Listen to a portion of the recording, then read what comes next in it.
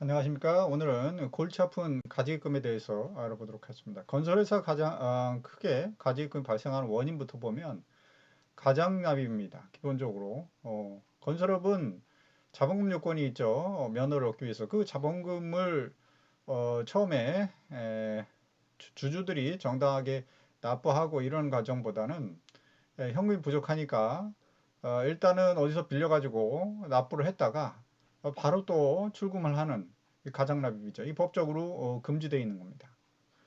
근데 어쨌든 가장납입이 발생을 하면 어쨌든 주주들이 그냥 가져간 꼴로 회계 처리가 되기 때문에 가지금으로 처리를 할 수밖에 없습니다. 가지금으로 처리를 하는 가장 대표적인 이유는 가장납입입니다. 음, 근데 이제 이런 가장납입은 면허 자체가 맨 처음에 그 잘못 발급이 된 부분도 있을 거고요. 나중에 법인 청산할 때 가지금으로 계속 남아 있는데 이 부분이 애초에 가지금을 없애기 위해서 뭐 다른 여러 가지 뭐 주식하고의 자기 주식을 취득한다든가 뭐 배당을 해서 상계 처리한다든가 뭐 여러 가지를 하긴 하지만 어쨌든 해결이 안 된 채로 청산을 하면 또 문제가 생기는 경우들이 있습니다. 그 청산이나 뭐 이 폐업 시에 가지금이 남아 있으면 일시에 소득세가 과세가 되는 거죠. 해당된 주주들에 대해서. 가지금 3억이다. 가지금 뭐 이런 부분들이 나와 있으면 그 부분이 청산 시에 3억에 대한 소득세가 일시에 그 해당되는 주주들한테 부과가 되는 겁니다. 보통 3억이면 최고세율이 적용되니까 42%뭐 이 정도 이상 거의 50% 가까이도 적용이 된다 이렇게 보시면 뭐 1억 5천의 세금이 해당되는 주주한테 귀속되는 거니까 가지금이야말로 건설회사에서 가장 신경 써야 될 부분입니다. 근데 이제 또 다른 가지금 발생 원인은 매입 증빙이 누락되는 경우입니다. 그러니까 정당한 세금계산서나 신용카드나 뭐 이런 현금 영수증을 받아야 되는데 그것을 받지 못하고 증빙이 없이 그냥 지출이 이루어진 경우 그런 경우에 통상 회계 처리에 있어서 이것들이 이제 가지금으로 회계 처리되는 경우들이 있습니다.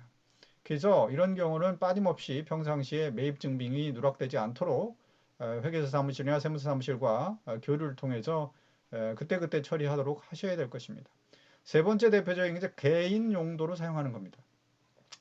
이제 법인카드나 뭐 이런 부분들은 법인 사업과 관련해서 써야 되는데 딱 봐도 개인 용도인 그 뭐 항목들이 있습니다. 보통 국세청에서는 골프장에서 썼다든가 뭐 골프장 접대비로도 볼 수 있지만 그게 이제 개인 용도로 볼 수도 있습니다. 세무조사 시에는. 그걸 입증해야 되는 거는 납세자가 입증을 해야 되는 부분이니까 쉽지 않은 부분입니다. 그다음에 뭐 한의원에서 썼다든가 병의원에서 법인카드를 썼다든가 사우나라든가 뭐 골프 가면 사우나 가죠. 아니면 또 뭐 유흥주점에 대량 금액이 발생하고 있다든가 이런 부분들에 있어서는 개인 용도 사용이라고 하면 회계 처리를 명백히 개인 용도로 썼다라고 하면 가지입금으로 들어갑니다. 그러면 이런저런 이유로 해서 가지입금이 회사에 많이 발생을 하게 되고 또 가장 또 대표적인 것이 건설회사 같은 경우는 뭐가 있습니까? 리베이트죠. 매출을 따기 위해서 업체들과 리베이트 뭐 해서 중간 수수료, 알선 수수하는 사람들, 알선 수수료를 주는데 해당되는 수수료 받는 사람들이 이제 매출 신고를 하기 꺼려 합니다. 따라서 법인에서는 뭐 현금만 그냥 출금이 돼버리고 근거가 없습니다. 결국 리베이트 때문에 가지금들이 많이 발생합니다. 결국은 이것들이 다 대표이사 아니면 주주들이 떠안을 부분이니까 평상시 가지금이 얼만큼 발생했는지 감당할 만한지 잘 모니터링 하셔야 됩니다. 세무사 사무실에서 가장 신경 쓰는 부분이 가지금이라는 거 명심하시면 되겠습니다.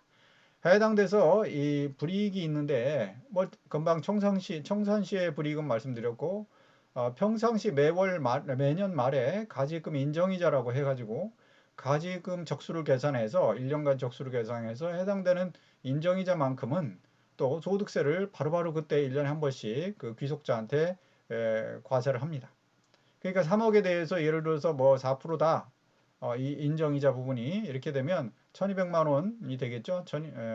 맞나요? 1200만 원만큼을 해당되는 소득세로서 과세를 하니까 근로소득이 1200이 갑자기 더 발생하는 그런 꼴이 되겠습니다. 이 1200은 결국은 기존의 근로소득에다가 얻는 부분이라 세율 부분이 고세율이 적용이 되겠죠. 그러니까 원래 세율이 30%대였는데 1200이 적용되는 게 40%대로 간다 그러면 1200에 대한 40%, 그래서 480, 뭐 이 정도가 세금이 더 늘어나는 꼴이 되는 겁니다. 가지금이 조심하셔야 할 부분이라는 것을 알 수가 있습니다. 또 차입금이 이제 지급이자 송금불산입니다. 자, 가지금이 있는 회사가 어디서 돈을 빌렸다 했습니다. 그러니까 빌려서 사과 관련 쓰지 않고 그것을 주주나 대표이사 뭐 이런 쪽에 가지금으로 썼다 그러면 그 해당된 차입금에 대해서는 이자가 발생할 텐데 그 이자를 법인세의 비용으로 인정하지 않겠다 이런 얘기입니다. 그러니까 돈 빌려서 빌린 돈 가지고 개인 목적으로 가지입금을 출금을 하지 말라 이런 얘기입니다. 자, 가지입금이라고 하더라도 금전소비대체 약정서를 반드시 쓰셔야 됩니다. 이 결국 가지입금이라는 건 그냥 쑥 빼간다는 부분이니까 법률상 의미는 사실은 횡령입니다. 법인의 돈을 예, 가져가는 거니까요. 이상 자세한 부분은 그 뒤에 또 계속 연속적으로 강의를 드리겠습니다.